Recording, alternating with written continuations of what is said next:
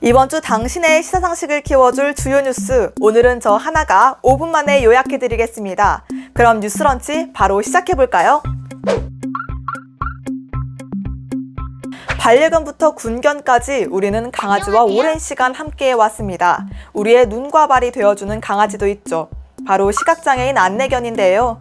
얼마 전 이 안내견과 관련해 한 차례 소동이 있었습니다. 세상에 나쁜 개는 없다던데 대체 무슨 일일까요? 지난 28일 예비 안내견과 안내견 교육자원봉사자 퍼피워커가 롯데마트에 출입을 제지당하는 일이 벌어졌습니다. 장애인복지법 40조에 따르면요, 공공장소에서 보조견 표지를 붙인 보조견과 장애인의 출입을 정당한 사유 없이 거부할 수 없다고 합니다. 하지만 한 롯데마트 지점이 안내견의 출입을 막았다는 목격담이 들려왔습니다. 안내견과 함께한 퍼피워커가 장애인이 아니라는 이유로 말이죠.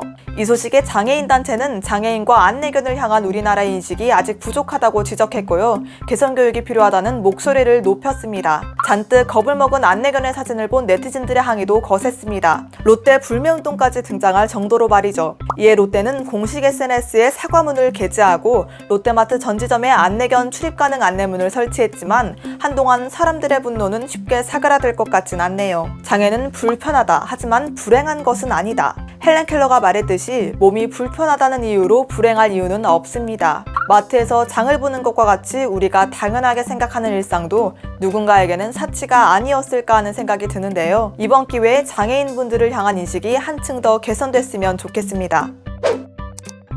얼마 전 라면 형제 사건 다들 기억하시나요? 어머니가 자리를 비운 사이 라면을 끓이다 화재가 발생해 어린 형제가 중태에 빠졌던 사건인데요. 이 사건을 계기로 취약계층 아동들에 대한 관심이 높아졌지만 아직 많이 부족한 것 같습니다.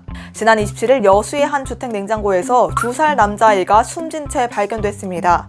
경찰은 숨진 아이의 어머니 A씨를 아동학대와 사체유기 혐의로 구속했는데요. 조사 결과 숨진 남자아이를 2년 동안 감춰왔다는 사실이 밝혀졌습니다. 이 집에는 숨진 아들 외에도 큰아들과 딸 두 아이가 있었는데요. 아동보호센터는 두 아이를 보호시설로 이송했습니다. 진술에 따르면 남편 없이 홀몸으로 아들을 키우던 어머니 A씨는 쌍둥이 남매를 낳았고 출산 직후 남아를 냉장고에 유기했다고 합니다. 더욱 충격적인 사실은 큰아들만 출생신고가 되어 있었다는 점입니다. 7, 2, 8, 10. 라면 형제 사건과 이번 여수 아동학대 사건 피해 아이들의 나이입니다.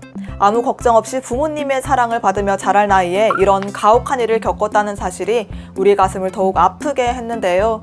아동학대는 가정 안에서 일어나는 경우가 다반사이기 때문에 쉽게 알아차리기 어렵습니다. 훈육이라는 이름으로 둔갑할 때도 있고 사생활이라는 이름으로 모습을 감출 때도 있죠. 우리 주위에 있을지도 모르는 어려운 환경에 처한 아이들을 보호와 관심으로 하루빨리 구할 수 있으면 좋겠습니다. 얼마 전 중국 게임 샤이닝 니키에서 한복을 중국 전통 의상이라고 우겼던 일이 있었죠. 이번에는 우리 전통 음식 김치를 넘봤습니다. 최근 중국의 한 매체에서 스촨성의 전통 음식 파오차이가 국제표준단체에서 김치산업 국제표준을 획득했다고 보도했습니다. 김치도 아닌 게 김치표준을 획득했다는 소식에 사람들은 놀람을 금치 못했는데요. 알고 보니 중국 매체의 오보였다는 사실이 밝혀졌습니다. 2001년 국제식품규격위원회에 대한민국 김치는 국제표준으로 인정받았고 파오차이는 이번에 김치랑 별개로 파오차이 표준을 획득했을 뿐인 것이죠. 중국 매체에서 한국이 중국산 김치를 수입한다는 점을 강조하며 은근슬쩍 김치가 곧 파오차이다 라고 보도한 게 문제였는데요. 이에 국민들의 반발이 잇따르자 우리 정부는 염장 채소인 파오차이는 엄연히 김치와 다르다고 설명했습니다. 중국 대사관은 이번 논란을 잘 모른다며 소극적인 모습을 보였고요. 영국 공영방송 BBC는 이번 사건을 중국의 오보라 보도하며 한국의 김치를 옹호하는 기사를 내기도 했습니다. 최근 들어 자주 발생하는 중국의 일단 우기고 보기 전법. 중국 주변 국가들의 역사를 중국의 역사로 편입하려 하는 이런 행위들을 동북공정이라고 부릅니다. 저번 샤이닝 니키 논란부터 이번 김치 논란까지 참 눈살이 찌푸려지는데요. 단순히 중국이 중국했다 하며 넘어가기엔 동북공정은 심각한 문제입니다. 지금도 호시탐탐 우리의 것을 노리고 있을지도 모르니까요. 우리 스스로 역사를 지키지 못하면 아무도 대신 지켜주지 않습니다. 김치 산업을 발전시키고 한복 수출 및 홍보에 대한 적극적인 노력이 필요한 시점입니다.